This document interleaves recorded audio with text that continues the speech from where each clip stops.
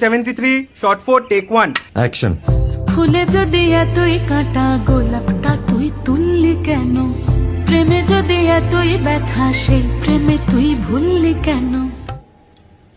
কি গো ডাইরেক্টর সাহেব, আমি তো 60 বলে দিয়েছি, কাট তো আর বলতে পারি না। এবার তুমি কাটটা বলো। Got it. Excellent shot, excellent. অদ্ভুত। ম্যাডাম আপনার সাথে একজন দেখা করতে এসেছে। নমস্কার। নমস্কার। বসুন।